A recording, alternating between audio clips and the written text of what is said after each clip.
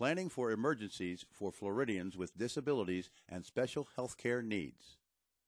Floridians with disabilities and special health care needs can prepare for hurricanes and other disasters by becoming well informed, reviewing available resources, capabilities, and needs, making evacuation plans, and preparing evacuation supplies before a disaster strikes. Hurricane season runs June 1st through November 30th each year, but disaster planning is good 365 days a year. Plan ahead to be a survivor. Learn more about planning for people with disabilities and special health care needs and medical records at www.floridahealthfinder.gov or www.floridadisaster.org. Find out what emergency plans are in place in your community, school, workplace, service agencies, etc. Check whether those plans have considered your specific needs.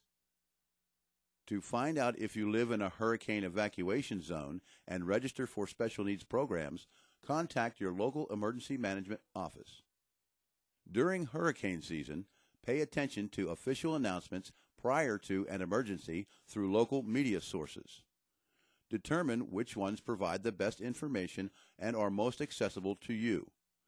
Ask friends and neighbors to keep you informed as well. A NOAA All Hazards Alert Radio is a practical and cost-effective means to receive emergency information.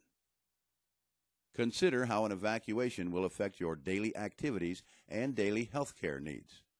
Make a list of your specific needs before, during, and after a hurricane evacuation. Create a support network. Create a support network by making a list of family, friends, coworkers, personal attendants, service providers, and others who can be part of your emergency plan. Choose at least 3 people in each location where you spend time, such as home, school, and your workplace. Talk to your support network in advance about your plan and remind them of your plan as hurricane season approaches. Include people both in and out of your immediate neighborhood or community, such as a relative in another state. If you receive regular services, home health care, transportation, dialysis, make a plan with each service provider. Learn about their disaster plans and how to contact them in an emergency. Work with them to identify backup service providers. Get a plan. Work with your support network to create a personal emergency plan. You should have a different plan for places you spend time regularly, home, work, or school. This will help as you consider alternative plans relating to hurricanes. To create a personal or family disaster plan, go to www.floridadisaster.org today. If local officials call for an evacuation, consider whether you want to shelter with friends and family and how that would work for you. Also consider how a public shelter would meet your needs.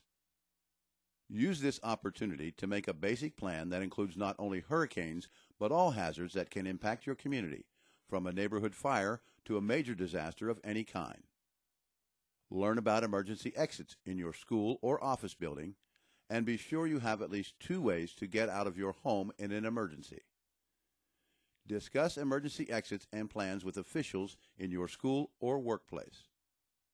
Remember to include strategies you already use to deal with power outages or transportation delays or breakdowns. Identify your resources. Ask yourself what resources you rely on regularly and determine how a hurricane, electric power outages, lack of air conditioning, or refrigeration might affect your access and ability to use them. This checklist can help. Do you use communication devices? Do you depend on accessible transportation to get to school, work, medical appointments, or to other places in your community?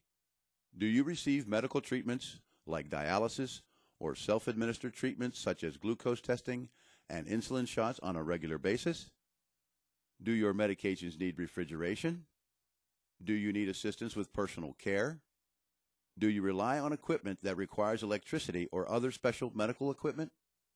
Do you use mobility or daily living aids such as a walker, cane, wheelchair, scooter, bath safety or other bathroom products, dressing aids, drinking straws, etc.? If you have a service animal, do you know the plans in your city and state regarding service animals?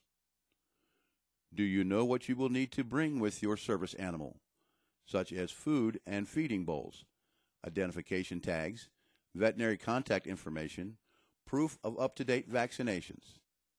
A list of what you will need for an emergency supply kit is located at www.floridadisaster.org. Create a communications plan. Make sure you and members of your support network have a list of contact information for everyone in the network, along with names of your doctors and other service care providers. Make sure you have alternative ways to communicate if phones are not working, such as an assigned meeting place, use of pagers, email, or other technology that does not depend on phone lines. In case telephones and cell towers are not operational, you may want to make a list of contact information on paper that you normally store in electronic devices. For more information on how to prepare for emergencies and disasters, visit the Florida Division of Emergency Management website at www.floridadisaster.org.